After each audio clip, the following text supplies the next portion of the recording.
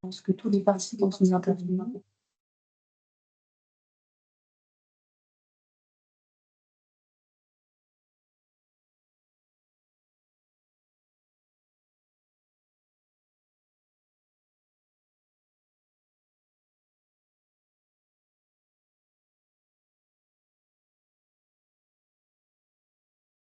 Eh bien, bonjour à tous. Donc, nous sommes ravis de vous accueillir. Vous êtes très nombreux. Donc, j'aurai le plaisir d'animer ce webinaire sur la VOP, l'instant de paiement et la signature cloud avec Véronique et Frédéric qui vont se présenter. Véronique Leginois, groupe BPCE. Je suis représentante de l'offre EDI, web banking et sécurisation des opérations pour la clientèle professionnelle et personnes morales, donc du B2B, pour l'ensemble du groupe BP et CE, sur les réseaux donc BP, CE, mais pas que, Palatine, Crédit Coopératif. Bienvenue, je laisse la main. Bonjour à tous, je suis Frédéric Lallemand, je suis partie des équipes relations de place interbancaires du Crédit Agricole. Bonjour, et José Texera, donc cabinet Sirtals. Donc je vais passer, oui. Juste quelques mots sur le cabinet Sirtals. Donc Sirtals est un cabinet qui a un peu plus de 25 ans, spécialisé dans les paiements, le cash management, mais qui est architecturé autour de 6 pôles. Donc il y a Market, tout ce qui est organisation front et back, le Cards, le pôle Cards pour la monétique, les paiements innovants, Compliance, donc tout ce qui est accompagnement réglementaire, Sirtals for Value, excusez-moi, pour la digitalisation, facture électronique et autres, Technoservice, qui est la filiale d'intégration et distribution des solutions de cash management, et Sirtals Intégration, qui est la partie cash management et paiement. Donc, Sirtals est un cabinet qui est à même de gérer les différents projets, de vous accompagner, que ce soit RFP ou changement, conduite du changement. Voilà. Donc, rapidement, on va rentrer dans le vif du sujet. Alors, juste les contextes et les enjeux. Donc, pour rappeler, on est bien dans un cadre juridique. On est dans le renforcement de la souveraineté monétaire et puis aussi dans un cadre de concurrentiel, c'est-à-dire pour pouvoir avoir des infrastructures à même de concurrencer tout ce qui est extra-communautaire, notamment dans le monde des paiements.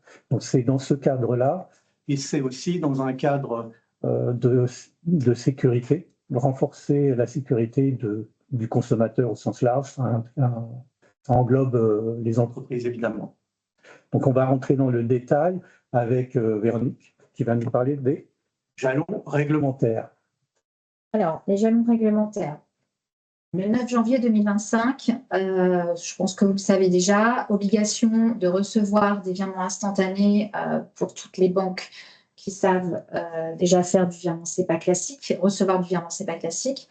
Donc là, le but, c'était de pouvoir réceptionner des virements SEPA. Le plafonnement du tarif des virements instantanés sur le tarif des autres virements correspondants et identiques, donc les virements SEPA classiques en l'occurrence, et également l'obligation de filtrage des sanctions financières gel des avoirs légèrement modifiées au regard de ce qui existait déjà. Ça, c'est plus côté bancaire. Le 9 avril 2025, nous avons l'obligation de transposer la modification de directive permettant directive 98/26/CE permettant l'accès des EPME au système de paiement. Le 9 octobre 2025. Donc là, ça nous embarque tous, que ce soit la clientèle particulière ou la clientèle professionnelle. Donc, obligation pour une banque qui sait émettre du virement SEPA de pouvoir également émettre des virements instantanés. Obligation de proposer des IP sur tous les canaux, que ce soit web ou EDI, protocolaire. Le délai d'exécution de 10 secondes jusqu'au compte du bénéficiaire dès lors qu'on fait un virement instantané et permettre aux clients de fixer et modifier à tout moment la limite de plafond de ces montants de virements SEPA classique et SEPA IP. Obligation, entre autres, de proposer le service gratuit de vérification de bénéficiaires pour tous les virements SEPA j'ai bien dit tous les virements SEPA, que ce soit le classique ou l'instantané. Le 9 avril 2026, donc les banques, et là on parle bien des banques, auront l'obligation de transmettre un reporting sur les niveaux de frais liés aux virements et aux comptes de paiement. Concernant ce report, donc ce report a été normalement prévu cette année, mais il a été reporté d'1 an. Donc, nous avons donc une échéance en tant que PSP pour effectuer ce reporting le 9 avril 2026. Le 9 octobre 2025, tout ce que je viens de vous dire sera applicable aux établissements de paiement et de monnaie électronique. La suite. Donc, on va zoomer sur la VOP. Oui, je voulais dire, j'ai oublié, donc on est accompagné de Bousra avec nous, qui fera la modération et surtout qui va recueillir l'ensemble de vos questions. Vous avez un onglet questions-réponses. N'hésitez pas à poser toutes les questions, on répondra en fin de session, donc on s'est gardé du temps pour ça. Alors la VOP, Verification of Payee, vérification du bénéficiaire, c'est un nouveau service réglementaire qui consiste à vérifier la concordance entre l'IBAN et le nom du bénéficiaire qui sera donc fourni, saisi par le payeur, le donneur d'ordre du virement SEPA. Cette vérification du bénéficiaire, comme Véronique l'évoquait à l'instant, sera réalisée systématiquement sur tous les virements SEPA, qu'ils soient classiques, ceux qu'on avait l'habitude de faire jusqu'à il y a encore peu de temps, et les virements SEPA instantanés qui commencent à devenir quasiment le nouveau standard de marché. Elle devra être réalisée par tous les canaux, en particulier tous les canaux électroniques. Donc, chaque fois qu'on saisira un virement dans la banque en ligne, sur l'application mobile, et pour les entreprises, pour les virements qui seront remis par les canaux qu'on appelle EDI, donc en particulier EBIX, mais aussi SwiftNet FileAct, ECIT, etc. Il peut y en avoir d'autres. Il y a un cas particulier qui est le virement qui sera saisi en agence. Donc, l'obligation de vérifier le bénéficiaire s'appliquera également, mais à la condition que le payeur soit présent, puisque sinon on comprend bien que c'est difficile de soumettre le résultat et de recueillir l'avis du client. Et donc, ce principe s'applique également à tous les virements où il n'est pas possible d'interagir avec le client. Donc, on a cité dans la diapositive notamment les virements qui seraient transmis par courrier électronique ou par fax, hein, s'il y en a encore.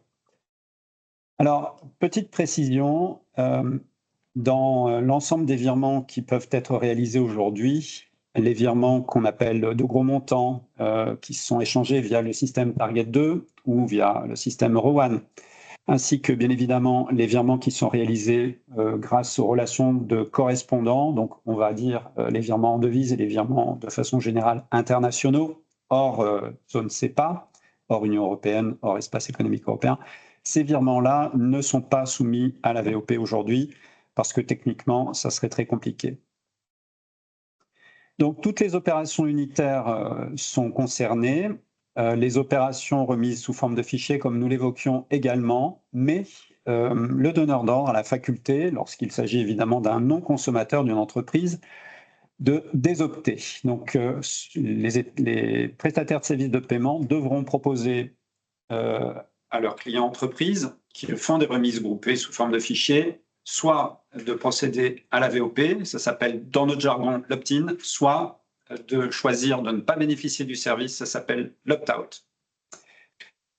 Donc le couple de données vérifiées qui est le plus commun et qui sera d'ailleurs qui est incontournable, hein, qui est la base, c'est le couple IBAN-nom. Alors c'est soit le nom de la personne physique titulaire du compte, soit la raison sociale ou éventuellement le nom commercial de la contrepartie du bénéficiaire personne morale. Il est prévu la possibilité également de contrôler la cohérence entre l'IBAN et un identifiant, par exemple le SIREN ou un numéro de TVA intracommunautaire ou possiblement d'autres identifiants. Mais il s'agit simplement d'une possibilité qui nécessitera, on en reparlera peut-être plus tard, que le PSP du bénéficiaire propose effectivement, ouvert effectivement cet identifiant et propose ce type de vérification. Et donc, sur la base du résultat qui va être retourné au payeur, au donneur d'ordre, le payeur sera amené à décider s'il souhaite confirmer son intention de réaliser le virement ou s'il souhaite surseoir, soit abandonner complètement, soit éventuellement revoir son instruction, vérifier son bénéficiaire ou le reformuler. Donc, plus dans le détail, les données utilisées par la VOP sont, comme l'a dit Frédéric, soit le nom, prénom, réseau social et IBAN, soit des identifiants pour des personnes morales, des IBAN plus des identifiants. Les identifiants en question. Donc, il a été noté que nous avons à notre disposition de nombreux identifiants, comme la TVA intracommunautaire qui normalement existe partout en Europe, c'est sûr. Le SIREN qui est l'identifiant national, possiblement le SIRET qu'on pourra stopper en SIREN, le LEI et l'identifiant unique européen qui n'est pas très connu en France, mais qui tend à se développer.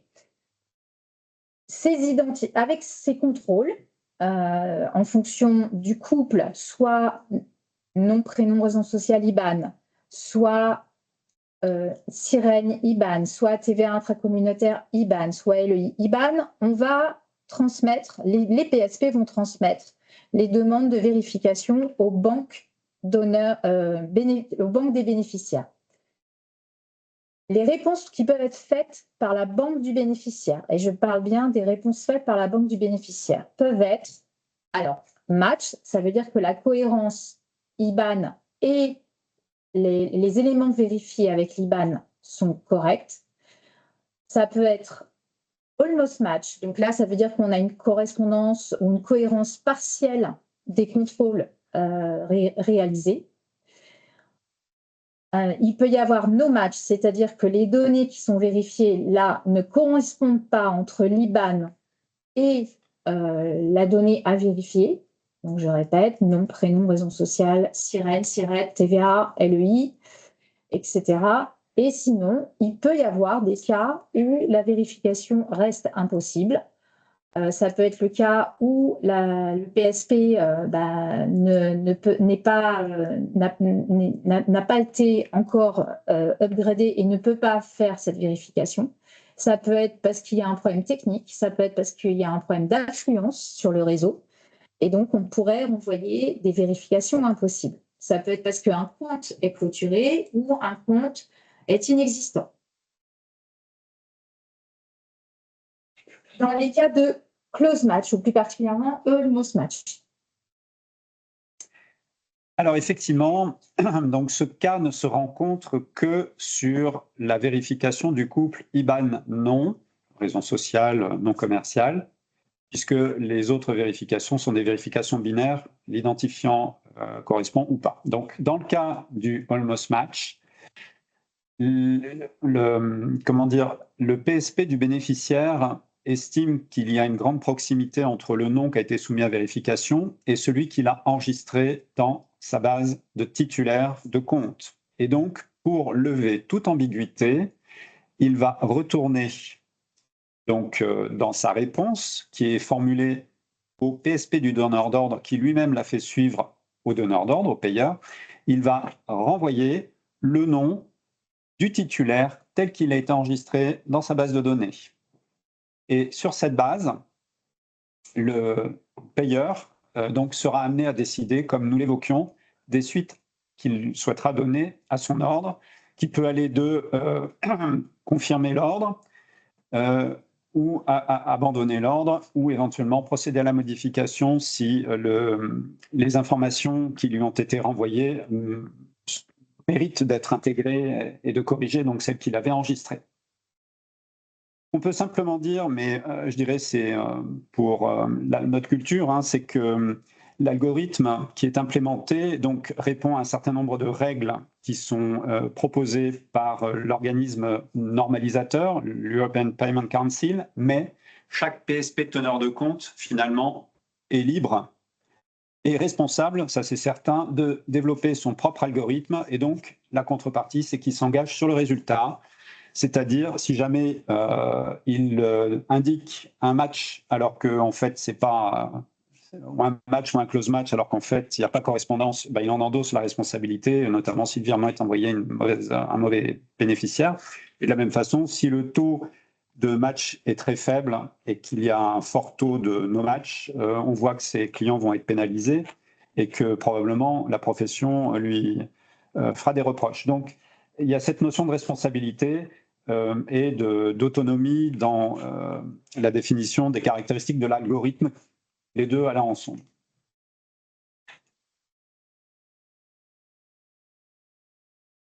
Poursuivre.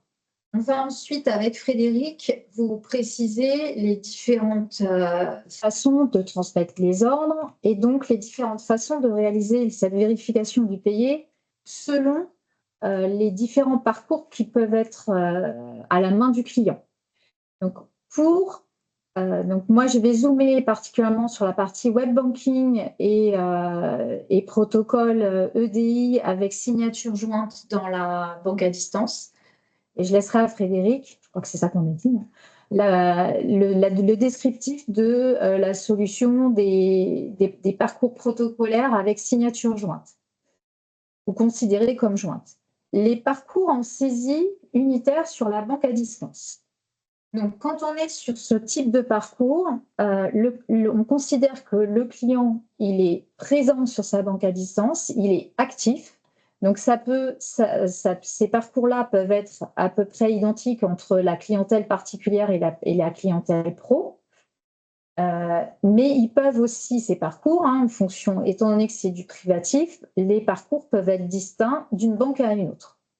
Il y aura possibilité autant de différences de parcours entre une banque et une autre en fonction du choix qu'elle aura fait pour pouvoir développer ce type de parcours.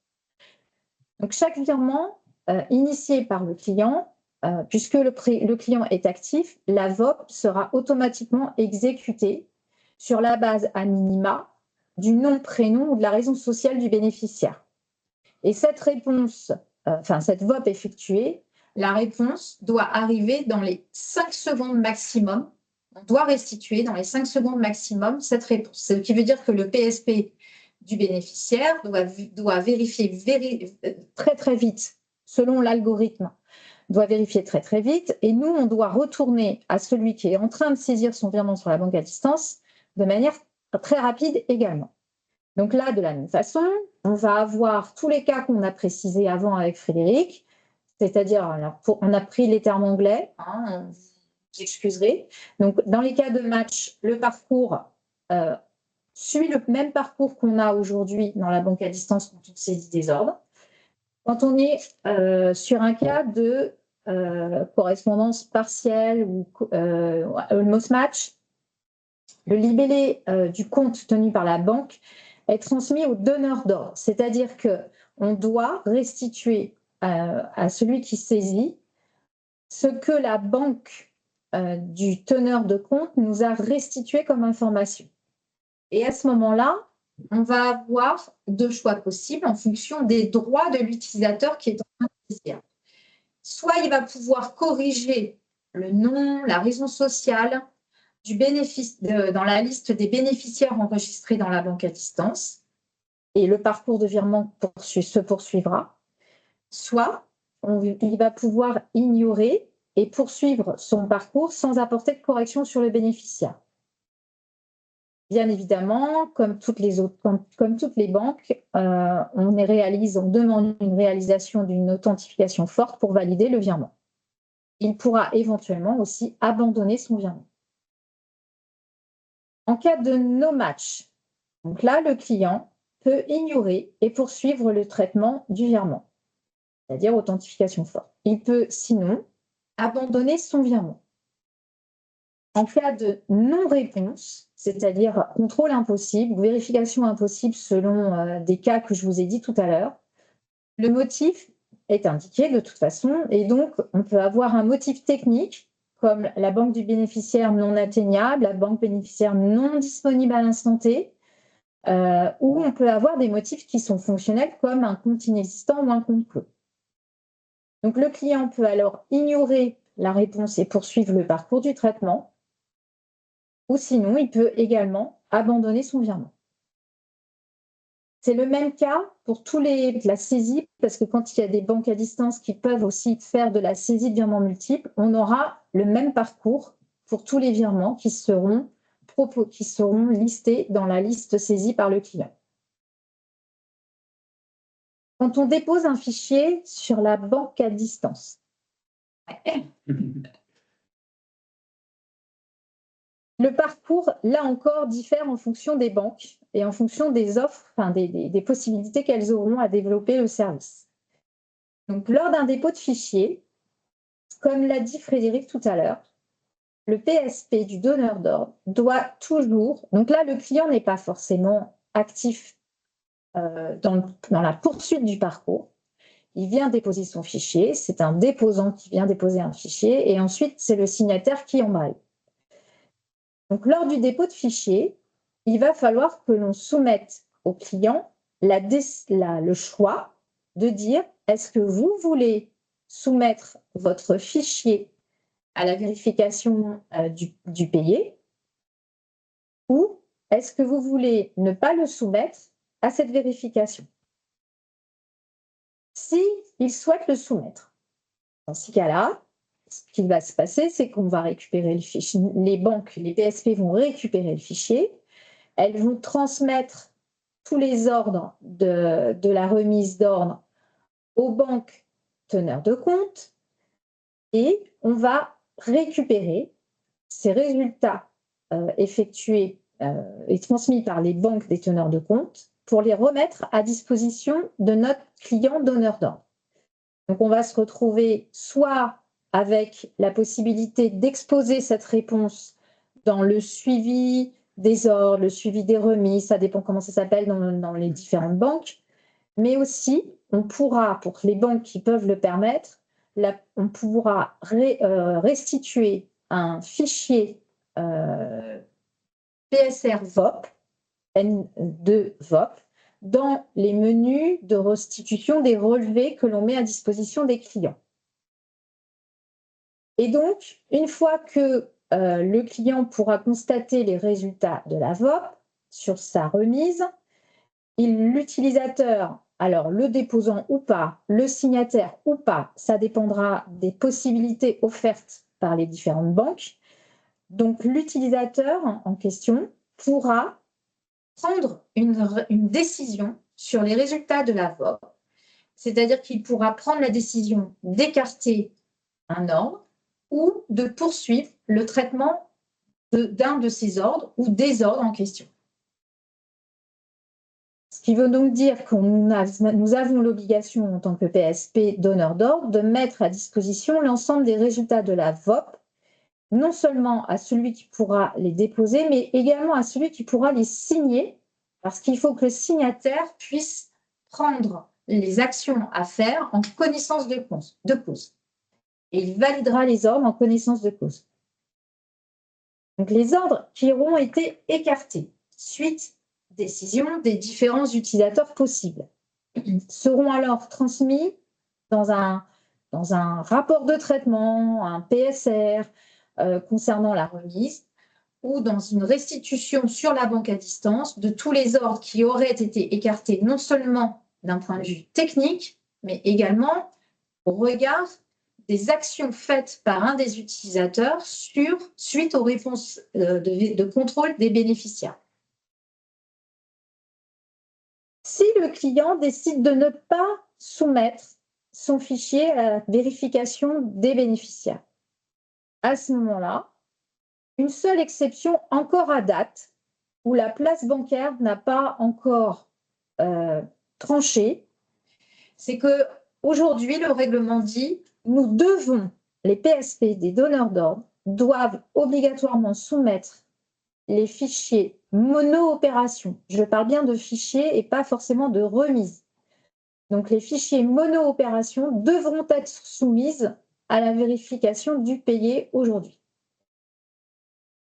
On est en pourparlers pour éviter cela, mais on n'a toujours pas le retour des instances. Et donc, pour l'instant, on part du principe qu'on va de fait soumettre cette vérification obligatoirement. Ce qui veut donc dire que quand on est sur des fichiers multi-opérations et que le client a décidé de ne pas soumettre son fichier à la vérification des bénéficiaires, à ce moment, il va avoir le même parcours qu'il a aujourd'hui dans sa banque à distance et il va aller jusqu'au bout de son parcours qu'il connaît aujourd'hui. Si il nous demande la vérification, et donc si à l'intérieur des remises qu'il nous transmet et qu'il ne veut pas soumettre à la boîte, il y a une remise, un fichier qui est mono-opération, alors là, à ce moment-là, on devra faire ce contrôle. Et dans ces cas-là, le parcours sera identique à celui que je vous ai décrit tout à l'heure sur « oui, je soumets mon fichier à la VOP ». Ça sera le même parcours. Alors ensuite, on a... je ne me rappelle plus, donc je suis bien. Il pourra aussi te proposer le lien. Voilà. Donc effectivement, on a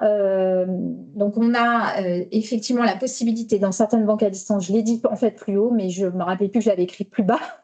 Donc effectivement, les banques, selon les banques à distance, on pourra mettre à disposition un fichier PSR réponse VOP spécifique aux clients si, en fonction des offres qui sont dans les banques à distance, on pourra restituer un fichier PSR. Donc, quand on est sur deux fichiers, et là je parle pour tous les fichiers, ce qu'il faut avoir en tête, c'est que la banque, elle va faire des contrôles entre le nom du bénéficiaire, la raison sociale et l'IBAN. Mais aussi, on pourra aussi faire des contrôles et on va prioriser, si jamais on a ces éléments-là dans un fichier, on priorisera les contrôles sur les identifiants que nous mettra le client dans le fichier transmis. Donc, ça veut dire qu'il faut que les clients mettent à jour leur base des bénéficiaires et dans la campagne de règlement qu'ils lancent pour effectuer des virements SEPA ou SEPA instantanés, il est judicieux d'enrichir ces campagnes de règlement pour y insérer des identifiants, de manière à éviter le plus possible les cas de close match ou almost match que vous auriez à subir pour aller traiter vos fichiers. Parce que si on a un identifiant, la réponse qui est conséquente à cet identifiant, c'est soit match, soit no match. Donc, on vous conseille fortement, dans les fichiers que vous émettez vis-à-vis des banques, on vous conseille très fortement d'utiliser les identifiants. Et donc, aujourd'hui, on en reçoit très peu, mais ceux qui le font, on pourra faire ce contrôle-là avec ces identifiants. Passe. Alors, maintenant, un mot pour les fichiers qui sont remis par les canaux EDI et sans autre interaction par les outils de banque en ligne. Donc, la place, en collaboration avec les représentants des entreprises. Oh, excuse-moi. Oui, pardon. Concernant, alors, une fois qu'on a parlé de l'upload, après, on fait presque un similaire avec tous les parcours qui sont transmis, des fichiers qui sont transmis en IBXT ou en PE-Site, qui est encore disponible sur certaines banques. Et donc là, du coup, le parcours, la finalité du parcours se réalise dans la banque à distance. Ce qui veut donc dire que, de la même façon, on va proposer aux clients, sur les canaux IBXT ou PSite, on va proposer aux clients la possibilité de déposer un fichier lui permettant de faire le contrôle de la vérification des bénéficiaires ou éventuellement de ne pas faire cette vérification du contrôle des bénéficiaires. Alors, quand on est sur du protocolaire, on n'a pas beaucoup de choix. Et la place française, on a un peu copié ce qui existait aussi en Allemagne. On a décidé de créer ce qu'on appelle des file formats ou des request types dédiés pour toutes les solutions, pour tous les clients qui souhaiteraient soumettre leur fichier à la VOP. Donc, ce qu'on appelle, dans notre jargon, comme l'a dit tout à l'heure Frédéric, l'opt-in. Et donc, on aura tous les request types qui existent aujourd'hui, les file formats qui existent aujourd'hui, les BTF qui existent aujourd'hui, les extensions, alors bémol pour les BTF, mais en tout cas, les extensions pour les versions 2.4 d'Ibix seront VOI à la fin de tous les fichiers, de tous les request types qui existent à date. Cette VOP, donc une fois que le client nous transmettra un fichier par ce type d'extension, via ce type d'extension, à ce moment-là, on réalisera la VOP. Et on aura le même système de réponse VOP qu'on vous a dit tout à l'heure, c'est-à-dire on peut restituer un PSR, mais les résultats seront aussi visibles sur la banque à distance, dans les suivis des remises, ou dans le suivi des ordres, ou dans le suivi des opérations transmises. Le résultat de cette VOP sera à la fois visible par soit un déposant habilité, soit un utilisateur signataire ou des utilisateurs signataires. Ça dépend qu'est-ce que la banque à distance est capable d'offrir sur ses IHM clients. Les ordres écartés de la même façon seront restitués par des PSR de niveau 2, donc niveau 3, ça dépend des banques également, où on restituera effectivement ceux qui auront été écartés techniquement et ceux qui auront été écartés par les réponses VOP qu'aura fait l'utilisateur sur sa banque à distance au moment de la signature ou juste avant. De la même façon, le client aura le choix de possibilité de non soumettre son fichier à la VOP. Et donc, dans ces cas-là, il prendra un request type ou un file format opt-out. C'est la place française a décidé de maintenir tous les request types actuels que vous connaissez aujourd'hui seront des request types qui seront dédiés à l'opt-out. La difficulté se pose à nouveau pour les fichiers mono-opération, comme je vous l'ai dit tout à l'heure. Et donc, à ce moment-là, le parcours sera le même que ce qu'on a décrit tout à l'heure sur l'upload de fichiers, c'est-à-dire qu'on vous mettra, à date, on est obligé de faire ce contrôle, et on vous mettra les résultats de ce contrôle sur la banque à distance avant la signature du fichier.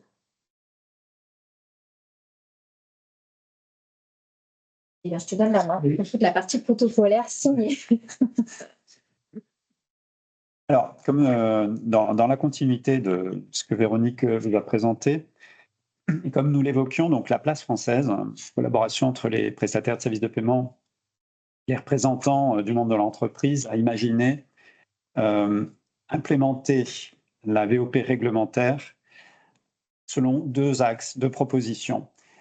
Donc la première, et donc là on est plutôt dans une logique où l'entreprise va transmettre son fichier, je dirais dans le cadre d'échanges EDI classiques et sans interagir au travers des outils de banque en ligne comme nous l'évoquions.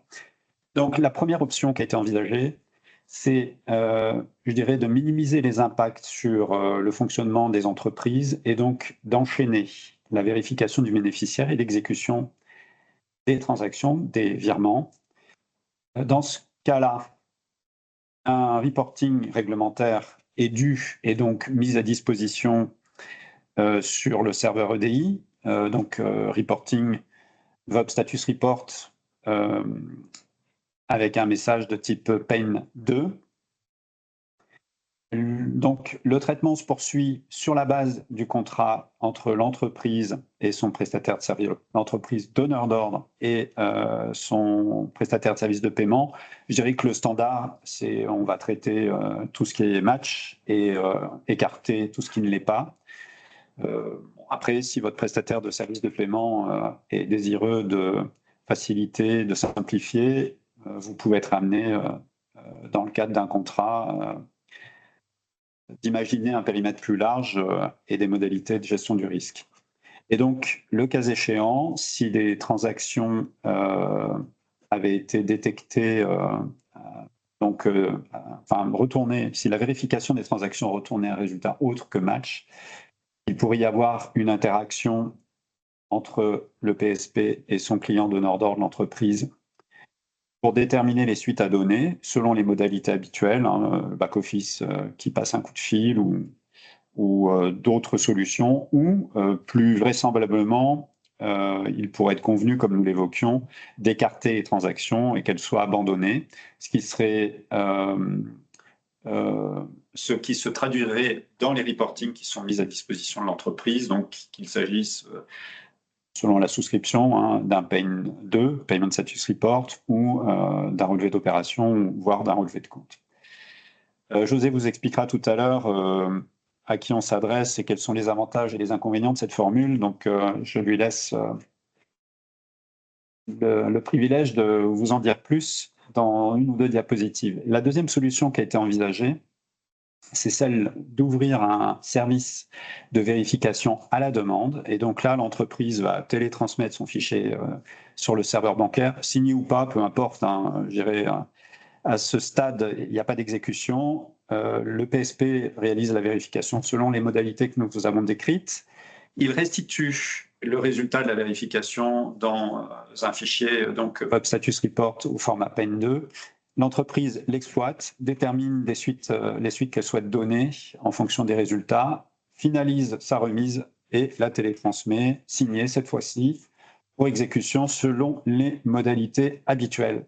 Donc, il y a un point sur lequel je voudrais insister et qui apparaît dans la diapositive, c'est que pour ce qui concerne la solution VOP à la volée, donc la première que nous avons décrite, il semble primordial que la base de bénéficiaires de l'entreprise soit bien à jour et bien mise à niveau, de façon à ce que le nombre de transactions qui pourraient être rejetées, ou en tout cas pour lesquelles le résultat de la vérification ne serait pas un match, soit le plus faible possible, parce qu'il va y avoir sinon un gros travail de reprise.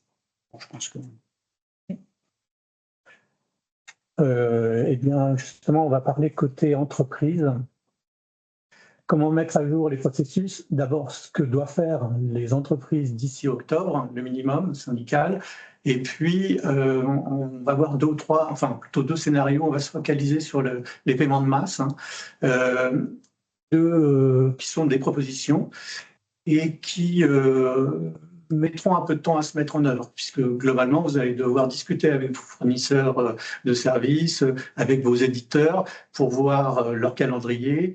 Et compte tenu que les choses sont encore en train un peu de bouger, il est évident que tout ça va se faire par étapes et que d'ici à octobre, on n'aura pas forcément le temps d'avoir tous les scénarios possibles. Donc, voilà.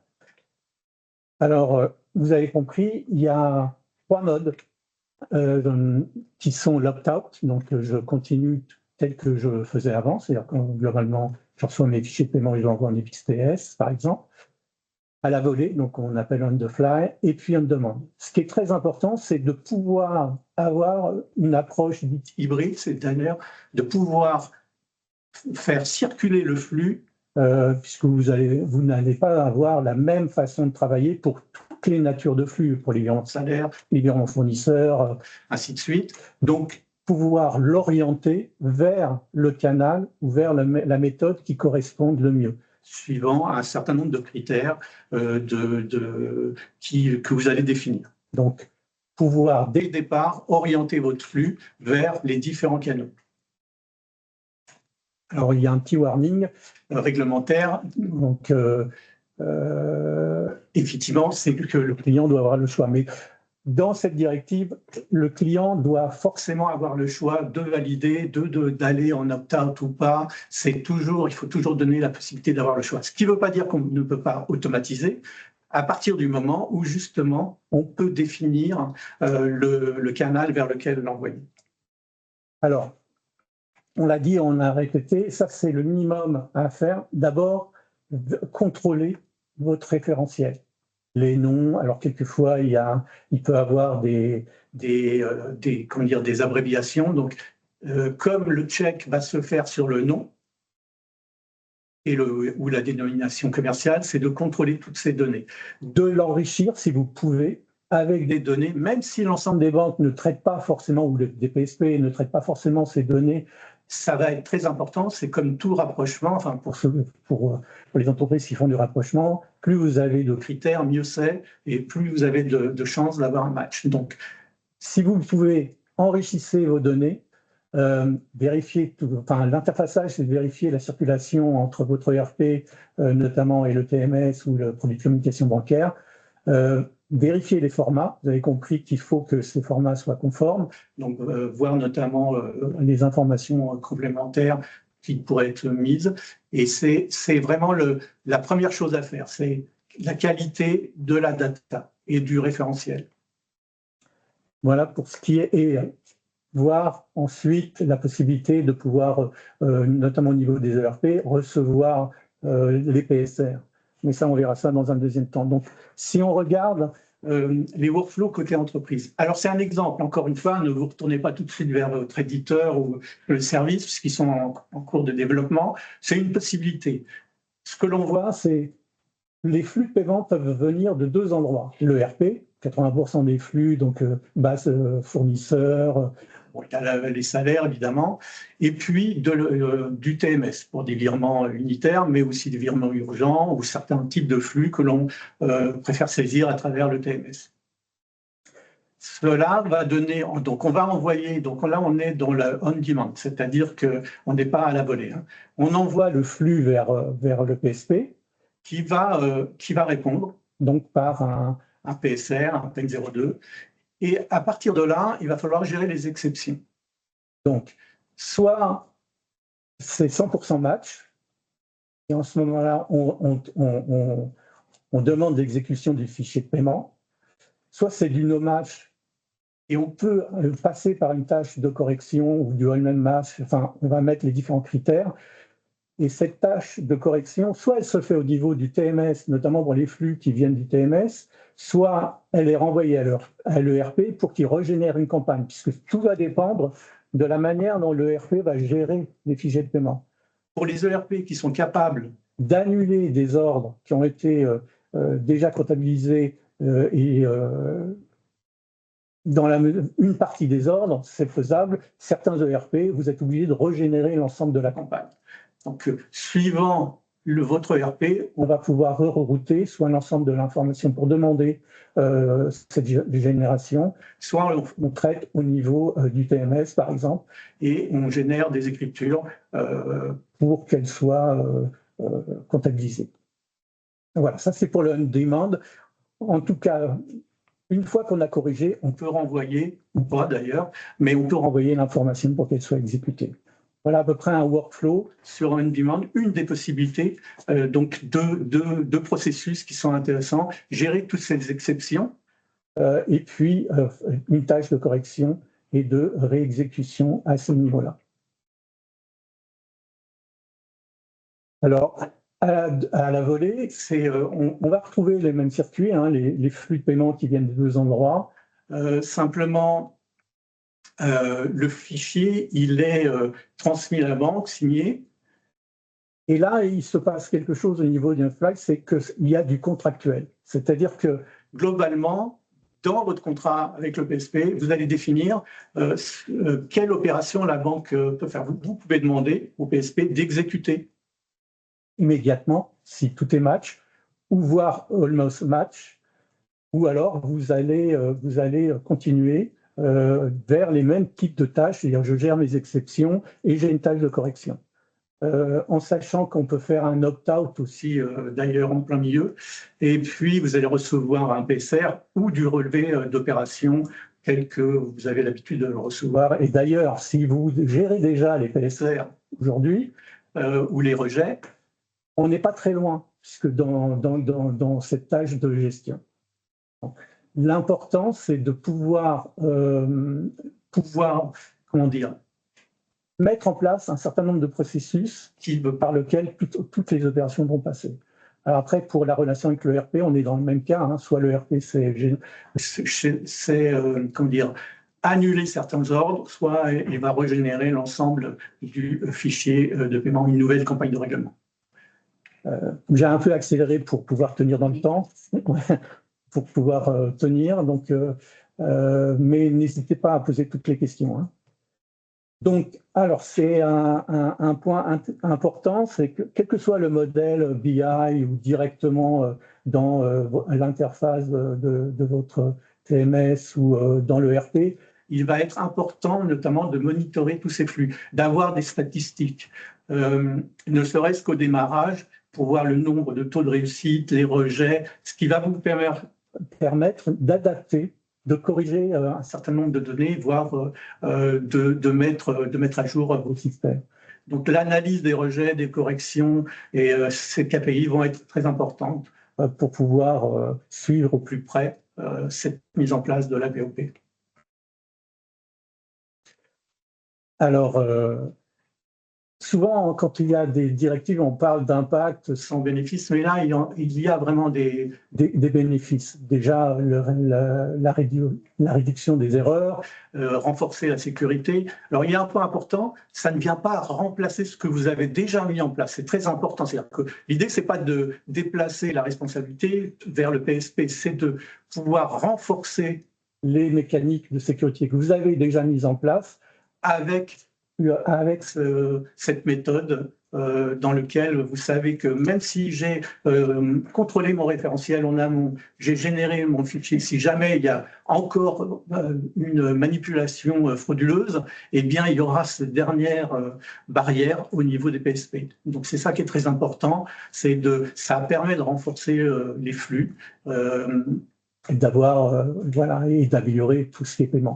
Alors les vigilances prérequis, on l'a dit, l'intégration technique, la qualité des datas, c'est la première chose. Et puis ce changement, adapter un certain nombre de processus internes, mettre à jour votre format et de voir avec vos éditeurs respectifs leur calendrier autour de ces sujets. Je ne sais pas si vous avez... C'est parfait. Donc, on va passer à la signature pour se laisser un tout petit peu de temps. Voilà. Alors, la signature cloud, ça fait longtemps que les entreprises l'attendent. Il y a eu plusieurs lancements, un ou deux ratés.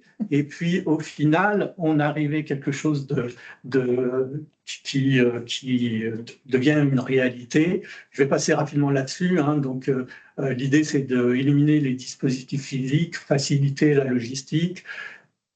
On parle d'identité numérique, alors ça dépend des types de certificats, mais ça, il faut savoir qu'au niveau de la directive eIDAS, ce qui est très importante, donc le renforcement du réseau de confiance en Europe, et donc il s'appuie sur l'identité numérique.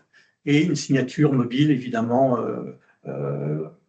c'est l'idée d'aller au-delà de la France, et notamment pour ceux qui font des VIX, par exemple. Frédéric? Alors, comme l'évoquait José, ce sujet, il est en gestation depuis plusieurs années maintenant. On arrive réellement à une situation de maturité. On voit que les prestataires de services de confiance, notamment les émetteurs de certificats, les autorités de certification et les plateformes de signature électronique ont massivement choisi le standard du Cloud Signature Consortium qui s'impose. Et donc, il y a eu un certain nombre de pilotes réalisés. On est dans une situation maintenant qui est prête à la commercialisation. Et les premières autorités de certification se sont faites référencer d'ailleurs par le Comité français d'organisation et de normalisation bancaire, qui est légitime pour ce qui concerne la standardisation des protocoles d'échange, et donc elles sont rentrées dans la liste des certificats compatibles avec EBIX-TS en ce premier trimestre de l'année 2025. Et en parallèle, il y a un acteur de poids sur le marché, vous connaissez probablement, Swift, qui, dans une première version depuis 2012, fournissait un grand nombre de certificats, donc les Three-Key Tokens, aux PSP et à leurs clients entreprises pour signer les remises d'ordre de paiement. Et donc cet acteur finalise actuellement, dans le cadre d'un pilote, son offre à venir de certificats dématérialisés qui s'appellera Three-Key Digital, et dont le lancement opérationnel est prévu pour la deuxième partie de l'année. Ce qui est important également de noter, c'est que pour les autorités de certification classiques, il y a un mouvement vers le règlement IAIDAS, qui est un règlement européen sur les services de confiance, qui donc a récemment évolué et qui, comme l'évoquait José, permet également de considérer la question sous l'angle plus global de l'identité numérique, c'est-à-dire l'opportunité d'avoir des certificats qui peuvent être non seulement utilisés pour valider, s'authentifier sur des sites bancaires ou signer des paiements, mais aussi dans le cadre de la relation avec les administrations ou plus généralement dans le cadre des relations commerciales, par exemple pour signer un contrat. Donc, il y a un mouvement important de fond pour faire évoluer et je dirais aussi traiter les difficultés qui étaient rencontrées jusqu'à présent en termes logistiques, en termes de compatibilité des clés USB avec les équipements utilisés par nos clients, et puis également en termes d'acceptation.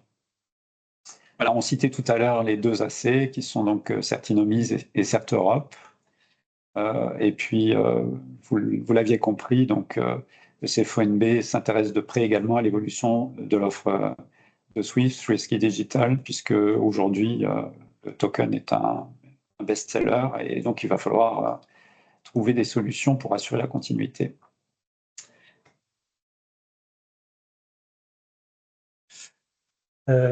Oui, alors donc on parlait d'IDAS, donc alors là c'est valable plutôt pour le cloud signature consortium, puisque pour la partie Swift, la partie enregistrement se fera telle qu'elle est faite aujourd'hui. Donc là il y aura un enregistrement à distance, il y aura une fourniture d'une app. Alors, je ne parle pas de l'app des éditeurs de paraphage, mais bien d'une app pour pouvoir s'authentifier et au niveau délivré par les fournisseurs de certificats. Et donc, cette app vous permettra de vous enregistrer, qui est basée aussi sur une identité numérique. Ouais. Voilà. Et c'est alors, FIDO2, qui est une norme, donc c'est compliant avec cette norme. Ensuite, côté éditeur, donc il y a un certain nombre d'éditeurs qui faisaient partie des groupes de travail, donc qui peuvent être prêts rapidement. Là encore, il suffit de se retourner vers votre éditeur pour savoir.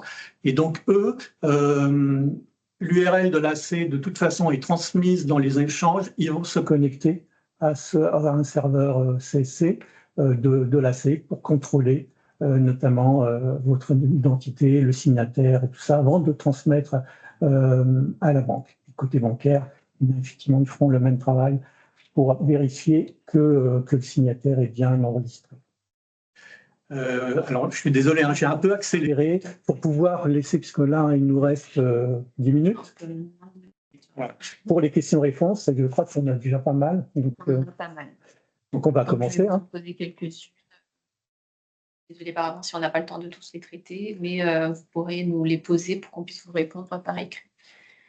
Donc, première question, comment fonctionne l'opt-in dans le cas d'une remise de fichiers d'opération de virement? Ça dépend du processus que vous aurez choisi.